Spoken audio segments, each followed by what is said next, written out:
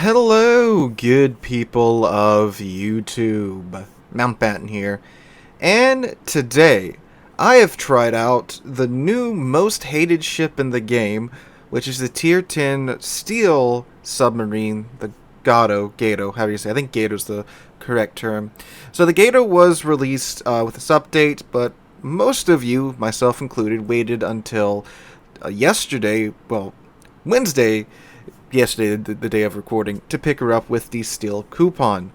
Because we had all heard about how crazy it is. We'd seen the clips of the ease of shotgunning with this ship, this, that, and the other. And that is the gist of the Gato. It's a very, very good shotgun submarine. Now, for those of you that don't know what shotgunning is, this is a method where the submarine essentially sneaks up on a target, fires the torpedo at like point blank range. We're talking like 2-3 kilometers, and you eat the torpedoes, pretty much all of them, because they're launching them so close to your ship. You get a huge amount of damage. The submarine dies usually before they're spotted. This, that, and the other. And this is a tactic that was first implemented way back during, I think, like the first or second round of submarine testing, as a way to kind of just get around the homing torpedoes, because the homing torpedoes, as powerful as they can be, if you know what you're doing, they're pretty manageable to dodge. In most cases, of course, if the submarine just catches you, when you're in the middle of a turn and the homing torpedoes already have you locked, and even if you clear the lock, they're going to keep turning into you because, they managed to match your turn rate, or if they caught you when you're going slow. Yeah. But with the non-homing torps, my bad, you just walk up to them, throw them into the side of the ship, and walk away. And, of course, you guys, I'm sure, have seen the clips of the Gato doing this quite well. So I picked her up thinking, okay, this is essentially a bigger I-56.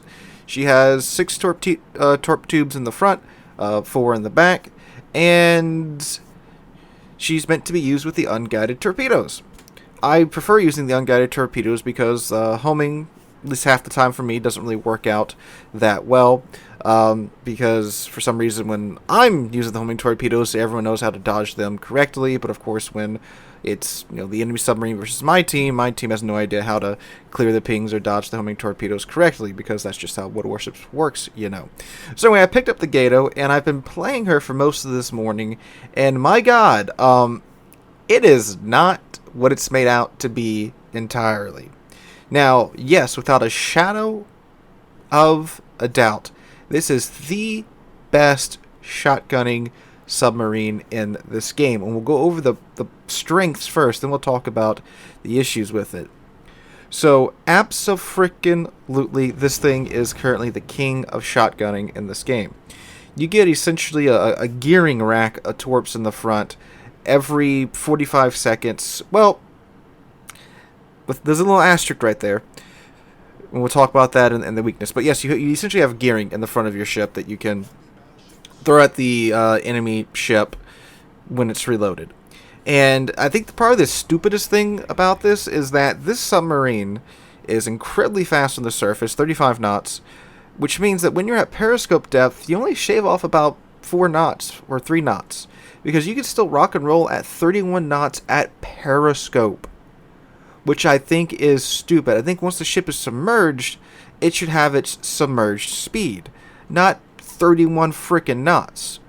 And that helps make up for one of its weaker aspects, which is the dive time. It only has a 4-minute dive time, which is lower by Tier 10 standards. But when you can rock and roll at 31 knots at periscope depth, you can do what you need to do, because you have the shotgun for periscope.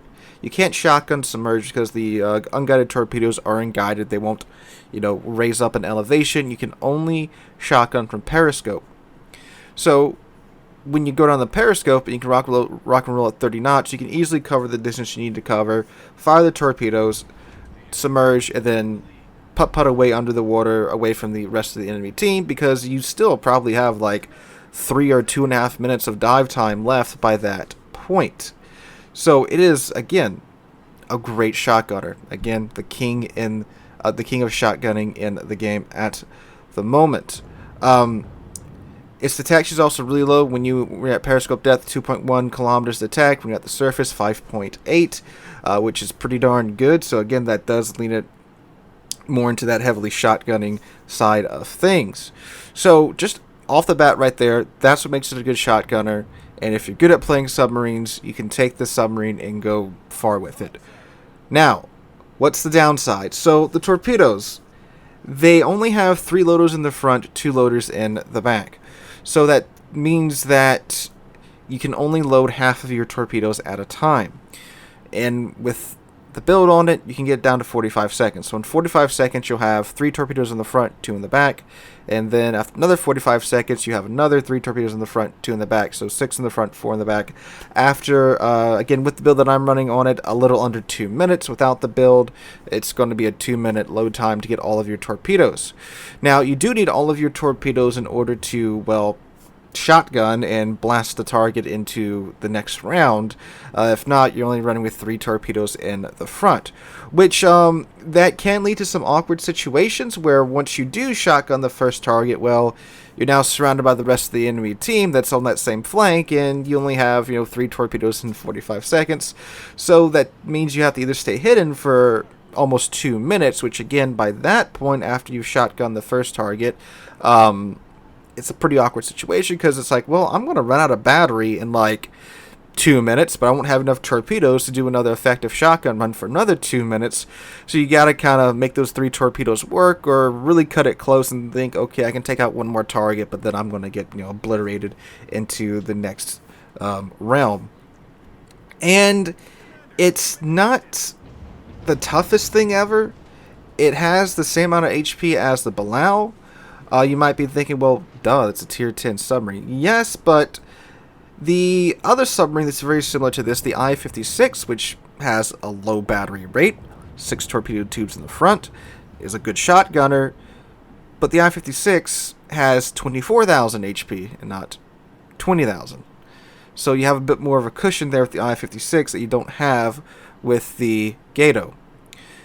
So it's not very new player friendly, because once you get out of that first run, you really have to know what you're going to do next.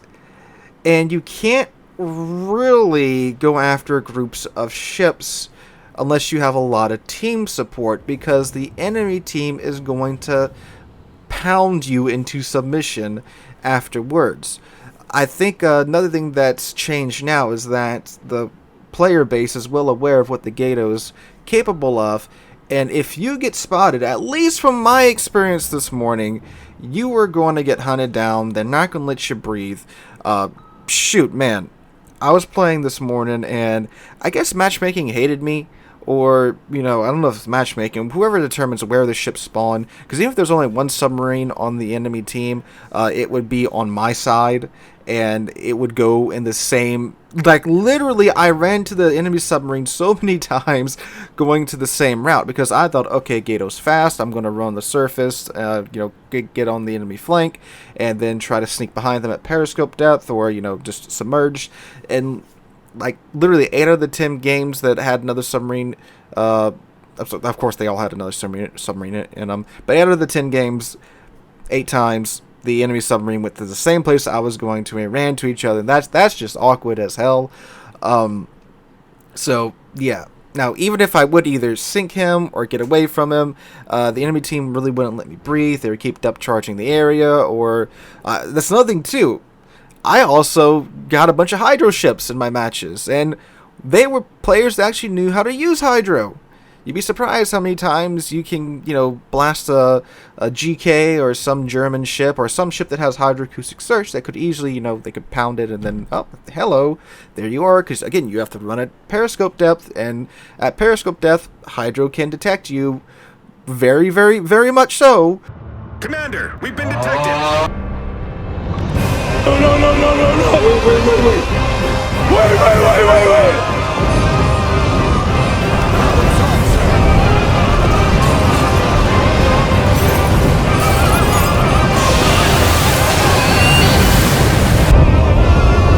So, yeah, the amount of times that happened was also really frustrating. That's something you have to consider, too, because it's like, if you are going down a flank with your Gato, and then, there's a hydro ship there, well, do I want to risk it?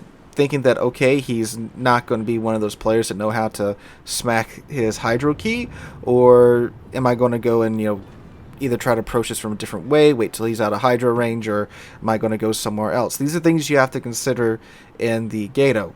So, yeah, it's not a new player-friendly submarine. This is not the first submarine to pick up if you're thinking about getting into subs.